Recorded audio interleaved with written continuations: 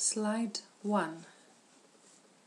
The title of my presentation is Criteria for the Evaluation of Websites for the Teaching of English as a Second Language, Web-Supported English Learning in Greece. Slide 2. The presentation format has the following layout. 1. Research background. 2. Research design. 3. Findings and discussions. 4. Further exploration. 5. Conclusion. Slide 3. The pedagogical theory underlying the research referring to the criteria for evaluation of websites for ELT concerns CALL, Computer-Assisted Language Learning, and the evaluation of CALL software programs. In particular, the Internet is now becoming one of the primary media of literacy and communication practices, opening up multiple communication channels for interpersonal communication, group discussion, and information sharing. Learning takes place within social contexts. Scrimshaw points out that the public nature of web-based instruction prompts teachers and students to construct new social arrangements involving collaboration and coaching. According to Joachim, during the implementation and evaluation stage, it is possible to assess users' reaction to the content and examine the usability of a site. The interaction between learners and others provides a zone of proximal development in which learners are able to use skills and concepts they have only partially mastered. Slide 4. There are many reasons why websites for ELT should be evaluated. To ensure effective and appropriate use of technology for education, one needs to adopt evaluation systems for computers, software, and activities. The rationale is that one should evaluate carefully whatever the learners find on the Internet. Virtually anyone can become an information provider to the world. On the Internet, files can easily be copied or falsified. Many websites are self-published or published without information of the author. The evaluation of ESL websites will enable teachers to determine which sites deserve to be recommended to their students and which sites can be used for specific teaching purpose. Slide 5.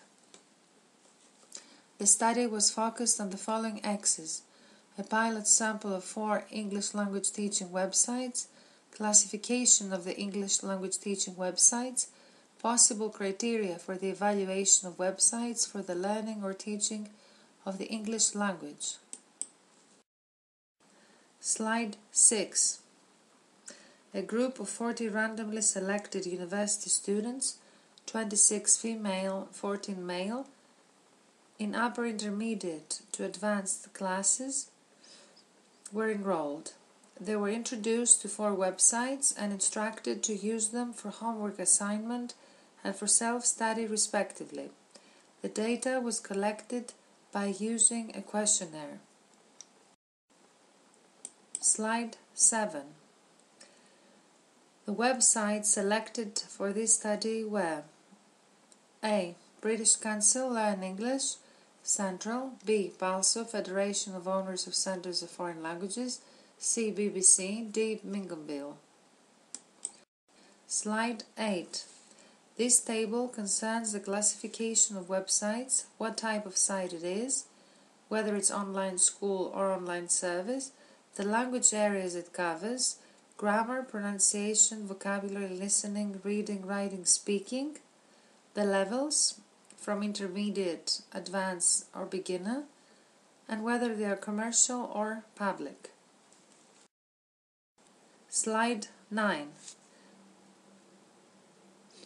The English second language websites evaluation relates to technical and pedagogical factors that affect learning and is based on well-established website evaluation criteria with the aim of identifying the student's perception of web-based ESL learning.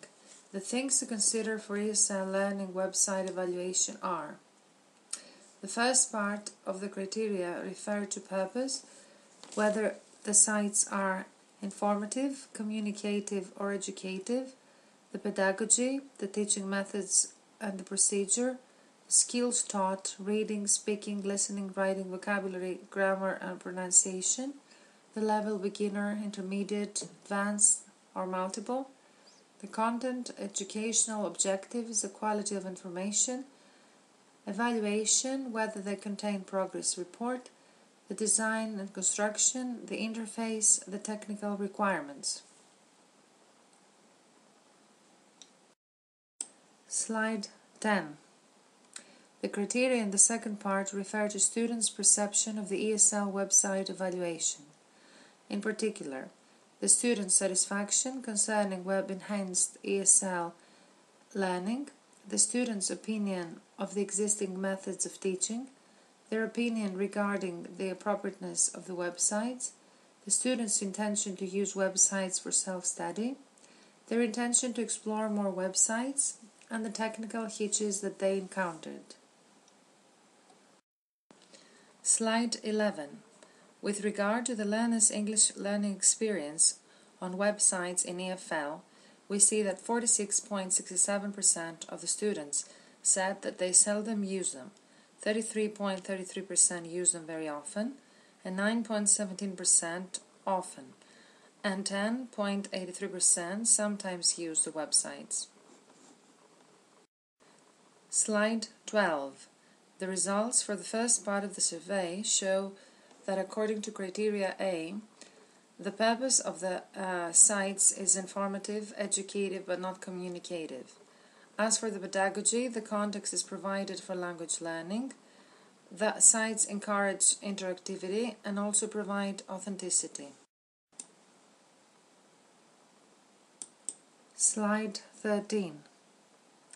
The level in all sites is multiple, that is intermediate to advanced, and beginner. As far as the content and educational goals are concerned, the questions related to the appropriateness of the sites, the integration in the class curriculum, the use of target language, the enjoyment and graded steps were rated positively by the students. Slide 14.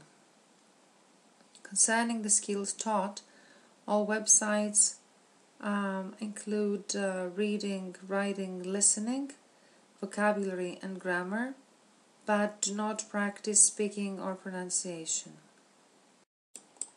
Slide 15. As far as evaluation of learning progress is concerned, there is no progress report for students.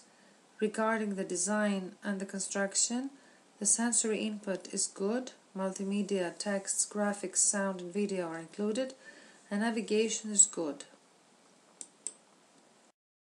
Slide 16. The survey results in Part B concern the students' perception of learning through ESL websites.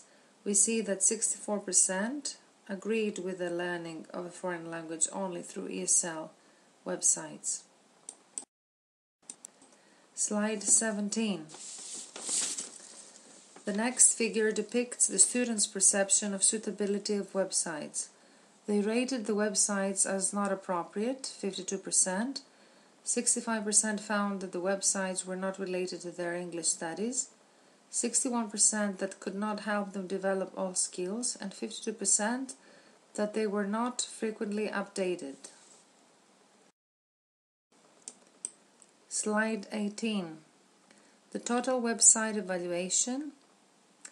We have a figure here presenting the rates of all 4 sites.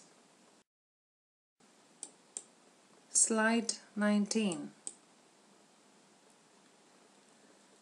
To conclude, the evaluation of ESL websites is important regarding the pedagogic possibilities, the classroom methods and techniques, the learning prospects, and the technical considerations. The issue of ratings is significant to provide information and help readers decide whether an ESL website can help improve a learner's proficiency in the target language, and have students think critically about ESL websites and view their responses as teaching resources. Slide 20. This study is expected to stimulate further studies on the conception and approaches in the evaluation of ESL, EFL learning websites. ESL, EFL teachers can guide their students to find the reliable and well-designed websites and materials based on the findings of the study. Even they can decide and develop their own ones in order to enrich their teaching process. Thank you for your attention.